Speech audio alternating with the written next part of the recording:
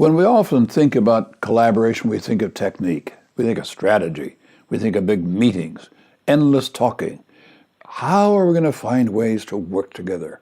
So often the challenges of interpersonal relationships, denominational relationships, organizational structures preoccupy our mind in all of our work. So easy it is, it seems, to forget that ultimately this is a spiritual exercise. This is something that is a God thing. It's not some business school idea. Think about, for example, Psalm 133. Psalm 133 says, it's only where God's people dwell and work in community together that God releases the power of his Holy Spirit. And it's only there that his people are refreshed in the Spirit. Ultimately, working together is a spiritual struggle.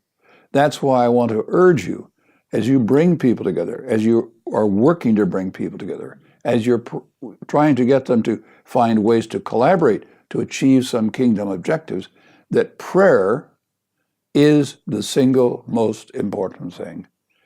Prayer is the basis for everything. Prayer is the basis for breakdowns in relationship, healing and restoration of relationships. Prayer is the basis for new ideas, fresh thinking, for refreshment, for a renewal.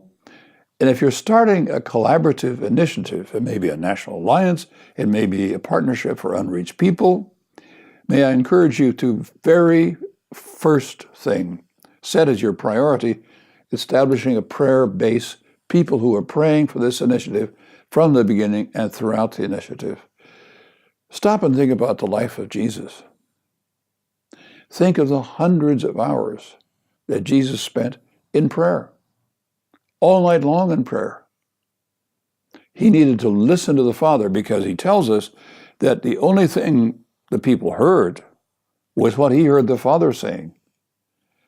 What the people saw was what he saw the Father doing. So in our partnerships, in our strategic alliances, as we seek to bring God's people together, prayer is the most essential thing. Not only people on the outside praying for us, but inside the partnership, inside the alliance, spending time praying for what?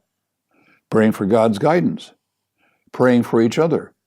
You know, it's very, very difficult to hold some kind of bad feelings about your brother if he is praying for you or you are praying for him.